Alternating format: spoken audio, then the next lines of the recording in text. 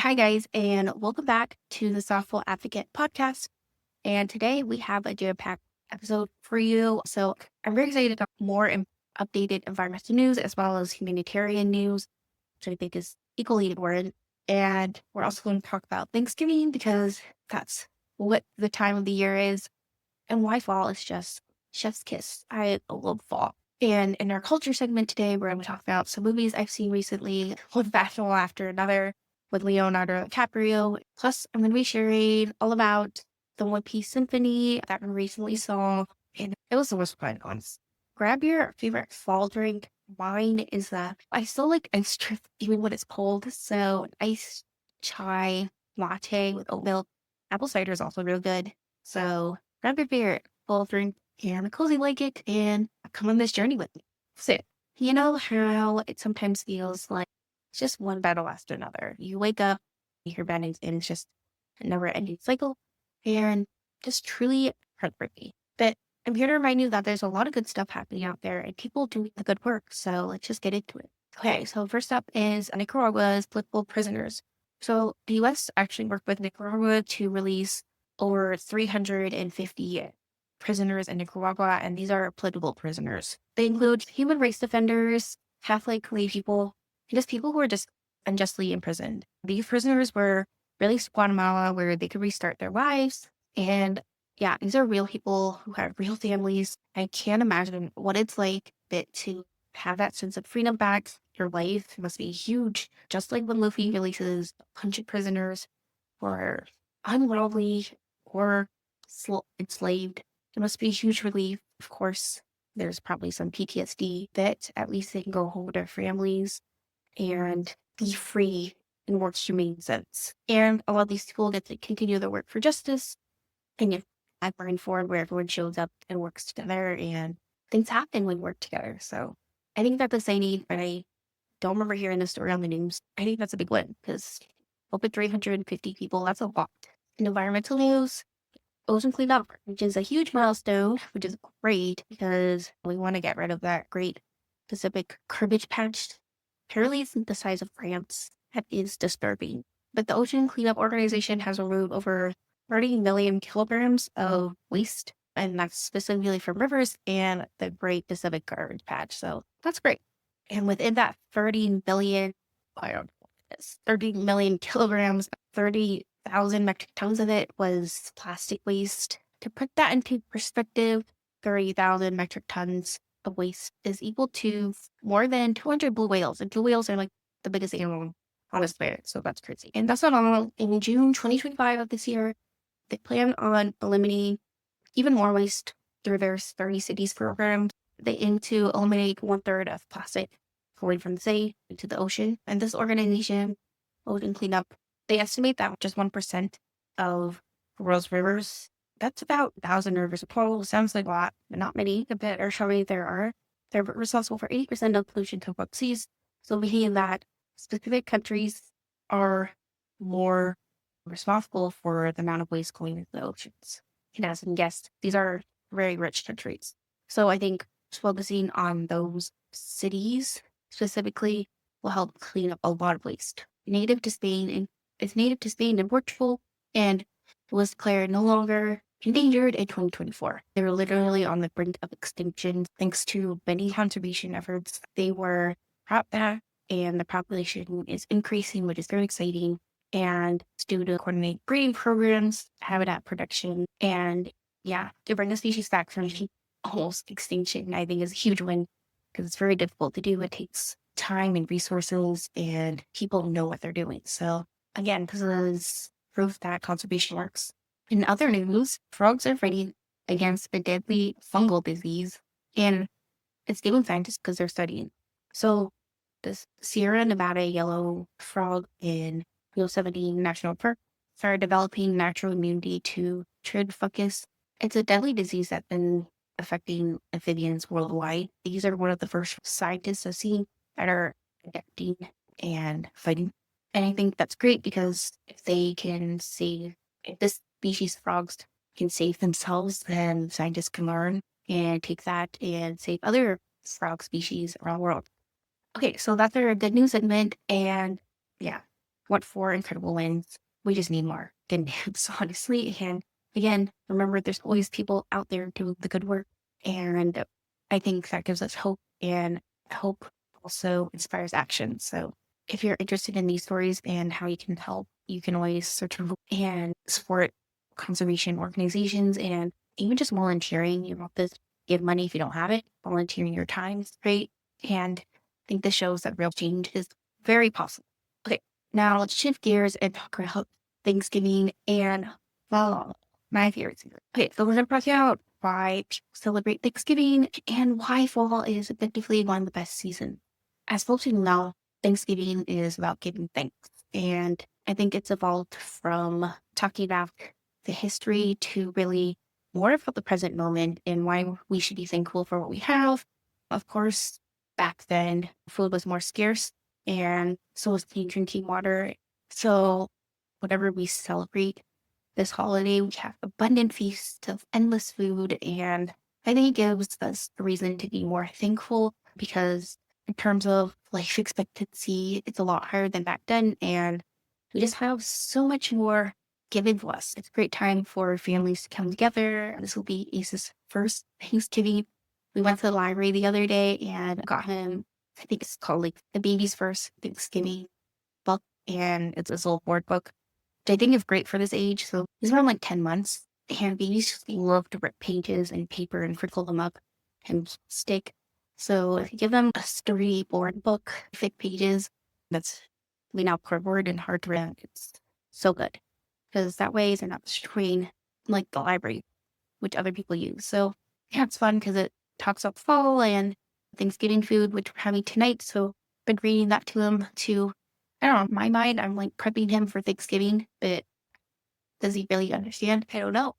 But I think it's important to read to him, and surprisingly difficult because he's at this stage, he's just crawling all over the place, like trying to climb all over the place, and he's like practicing standing. He's not really sitting down, but so I'm gonna try my best and read books to him because it's so important for like you and kids around this age to just learn as many words as possible and be exposed and hopefully find reading fun because I love reading. I'm so glad I got into it thanks to fan fictions. So I hope Ace will have the same joy. And because we live near a library, I think that's so wonderful. I remember when I lived in Tacoma, the library wasn't walking distance. Like we'd have to drive there, but we would go there pretty often, like probably every week. So I was really grateful to my mom for allowing us to go to the library. And I remember when I was a kid, they had those booklets where you have to check off how many books you read, and then you get like a prize, like a sticky hand or a bookmark or something. And those were really funny as a kid. So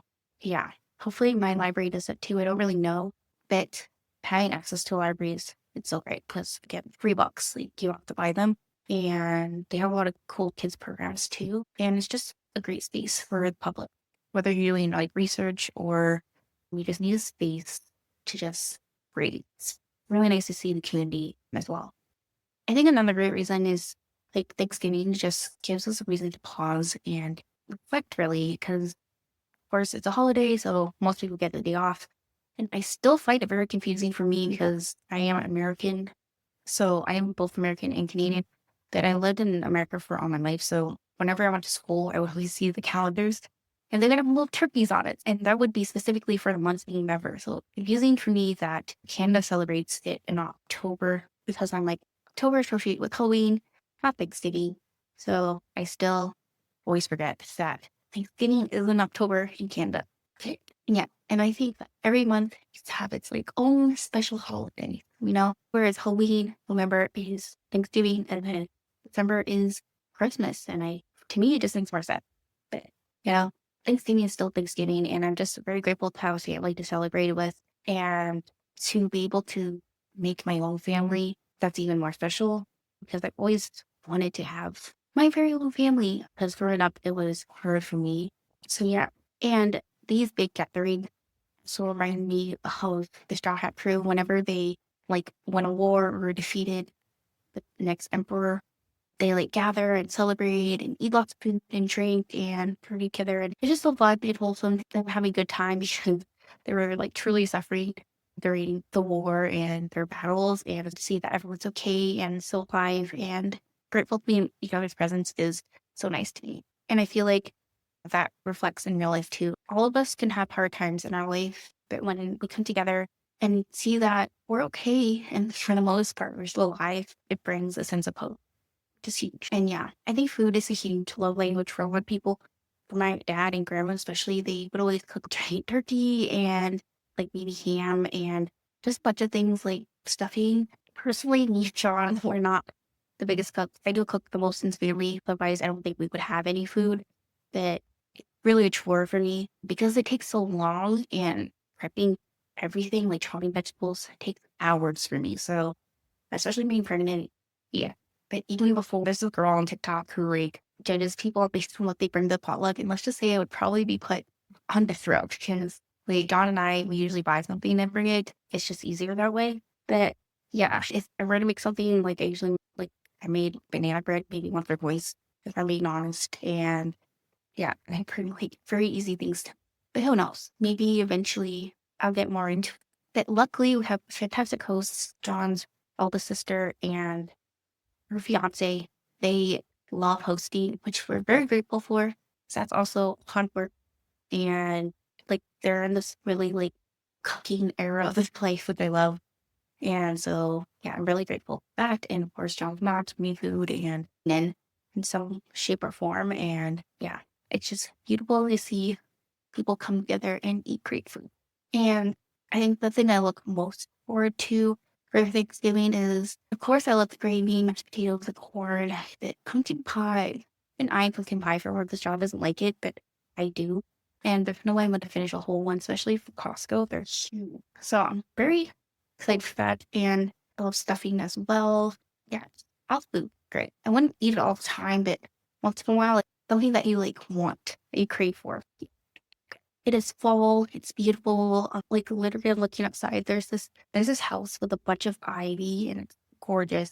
Most of the time throughout the year, it's green and lush, especially in summer and spring. But right now, it has like trails of red maple and also they use turning yellow and orange. So really all the fall colors like all into one, just like a natural decoration, and it's beautiful. In the winter, it is sad because I think most leaves die off, so it's mostly like branches and vines hanging. But I really appreciate how it looks right now because it's just so festive and natural. No, it's very magical. There's also a bunch of vines and stuff on people's like fences and stuff, so that's very cool too.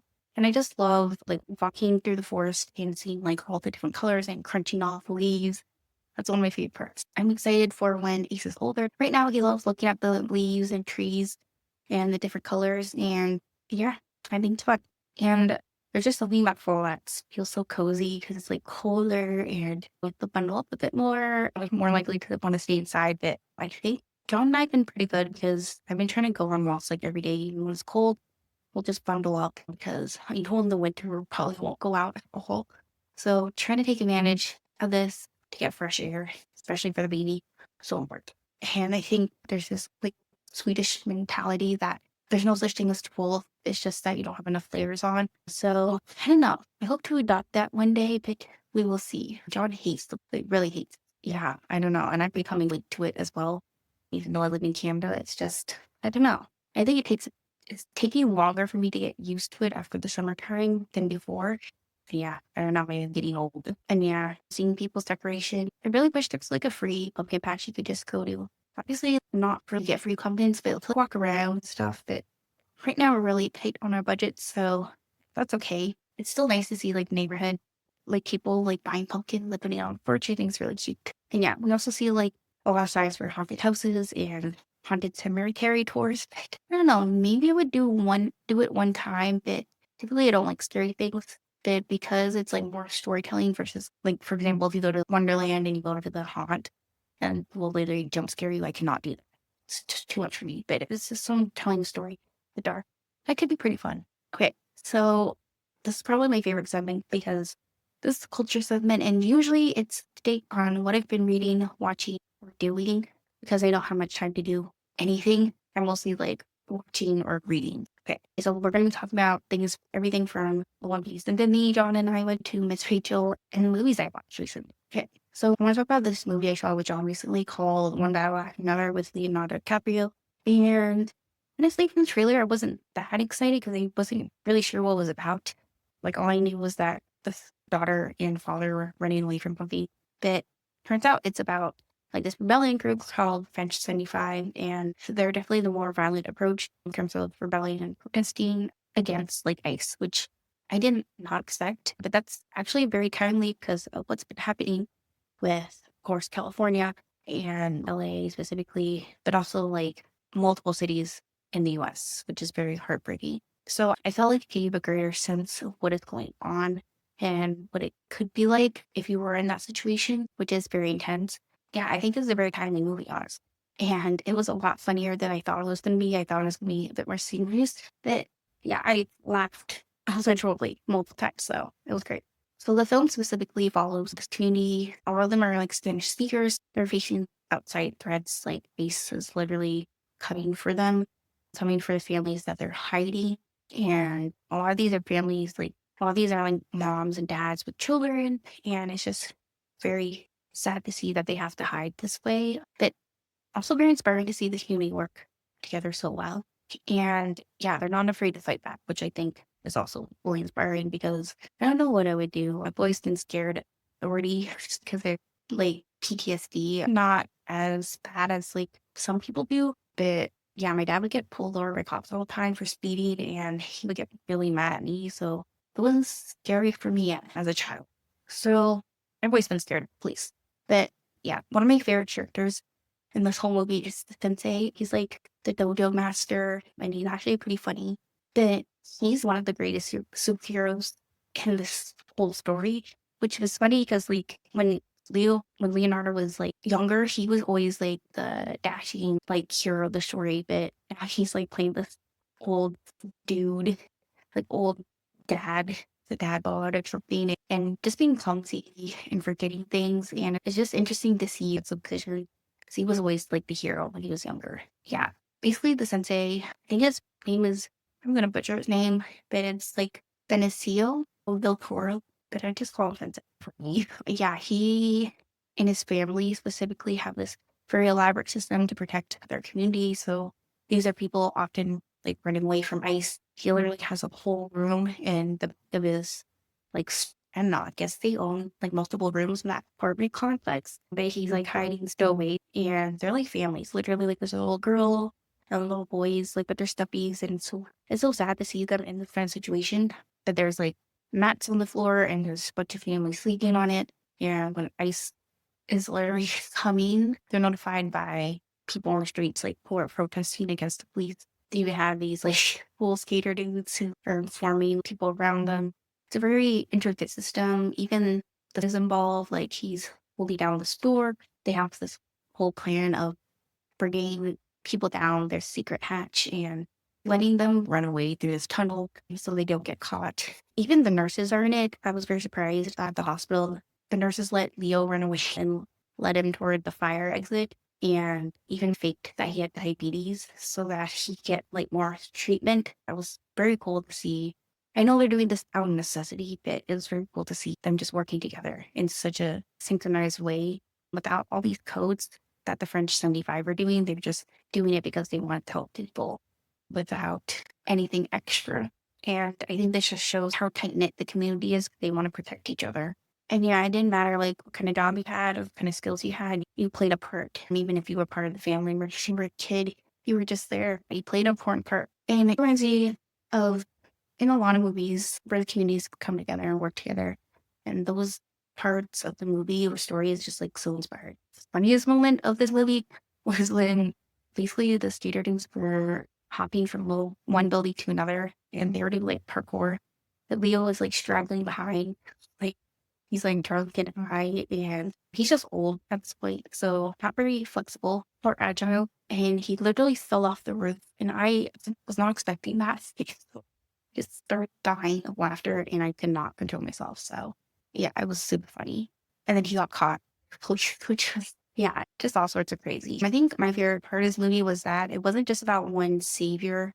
A lot of movies focus on pure the story. Like obviously a lot of the movie involved like Leo and his daughter, it wasn't just about that. It was about the community. And I think they were the true heroes of the story because it was just, you could just see how much planning went into what they do. And so I think stories that show how ordinary people do extraordinary things when they work together so inspiring and so needed now because that's what we need for every issue that we have.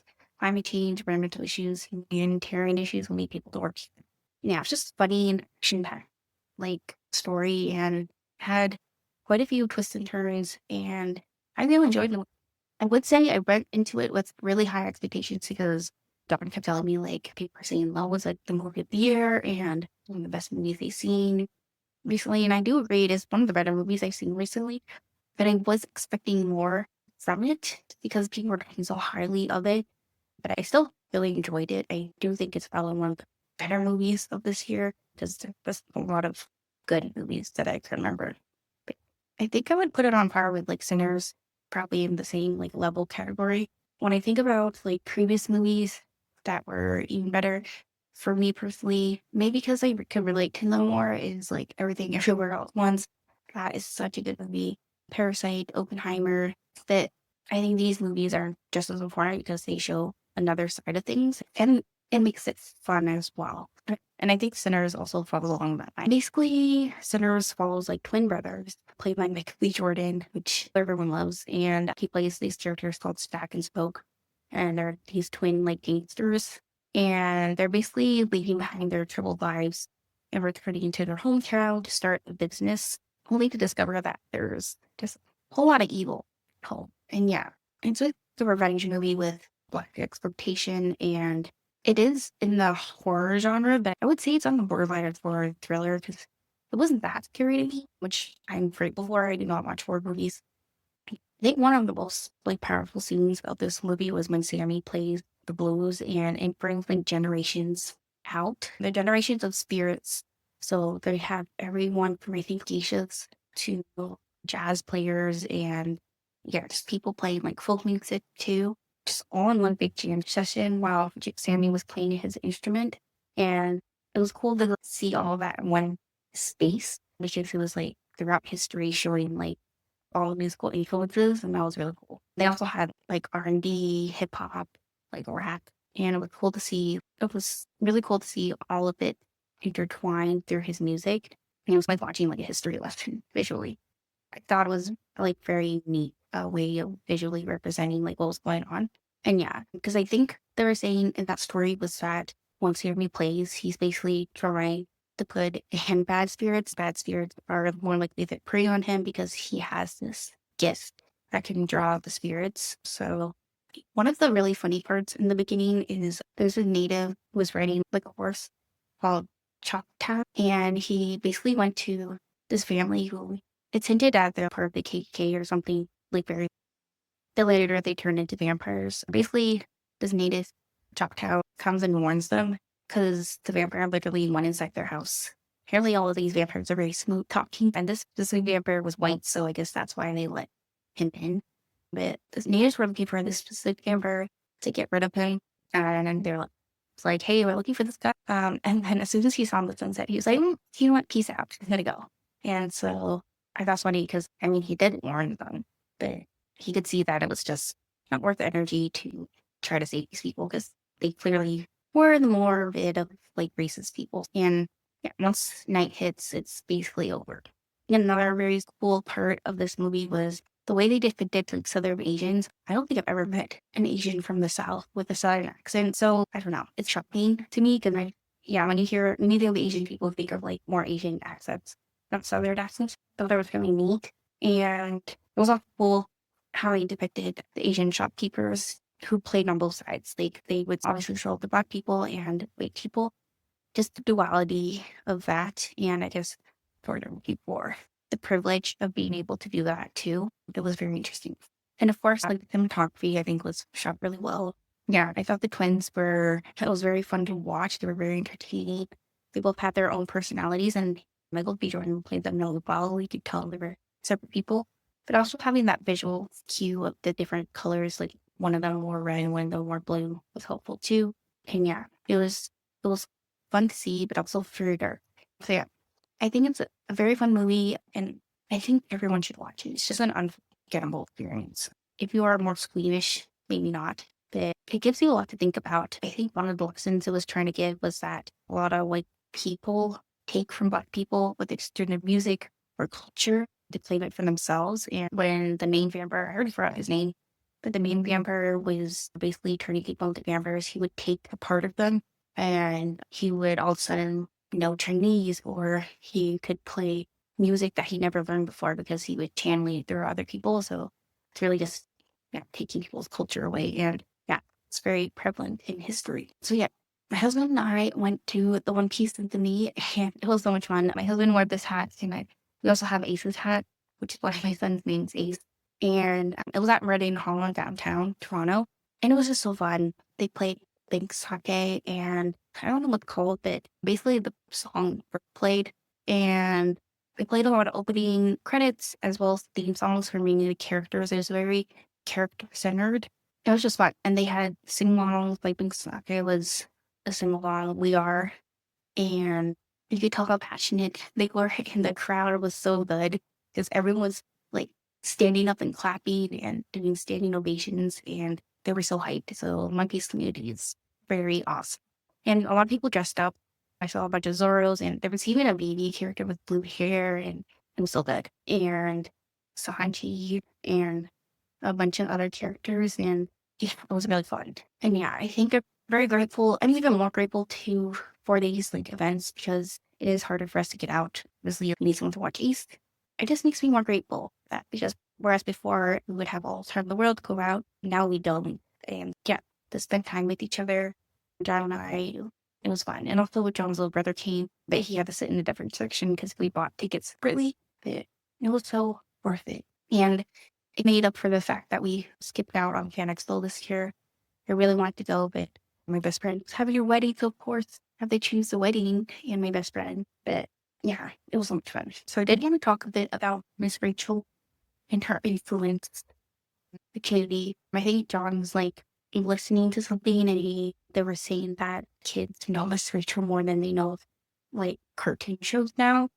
And that's so funny because yeah, like when like we show Miss Rachel to our son when he just can't sit still. For example, we're in a car ride and he's just screaming his head off. And we've tried everything, like from bottle feeding to like giving him toys. Sometimes you just need something to distract him with. Miss Rachel, playing Miss Rachel Fit in a Godsend. And we also play Away We Go. It's like a baby song. And yeah, at least that helps distract them a bit. And I'm okay with playing these because like at least they're more educational than if I were to play like I don't know, like Coco Melon or something else. But yeah, I really do appreciate her videos because especially her baby videos, like where she teaches the baby how to say mama and dada and just like the way she pronounces it and really focuses on like how the mouth moves. And then that's very cool because growing up I didn't see other things or videos like that. And I think it really does help the baby like learn because my son knows how to say mom. And yeah, she just makes learning more fun. And I will admit it is like heavy weakening. If I need to do something, put on Miss Rachel, and usually he'll pay attention to it, but I try not to use that in replacement of me. Like I don't want him to like watch Miss Rachel all day. So it's really only when he did, and I really appreciate like all the effort she puts into her videos and like the whole team, like her husband's even in it, and I think that's really fun. And they're currently like millionaires, but on 10. But they're going to One Piece Symphony or watching Sinners. I think the genuine feeling of each of the, I guess, like pieces of art, it shows that people can really connect to an audience on a real level, even through social media. And I think that's important because people need resources for education and entertainment, of course. And it just makes, I think it's just helpful for a community. Thanks for watching this episode, and I hope you have a wonderful Thanksgiving with your family and loved one. And I'll remember when we work together, we can make real change. So stay tuned. And if you like this episode, please give it a thumbs up and subscribe to my YouTube channel. And of course, my podcasts are on Apple Podcasts, Spotify, everywhere you can find podcasts.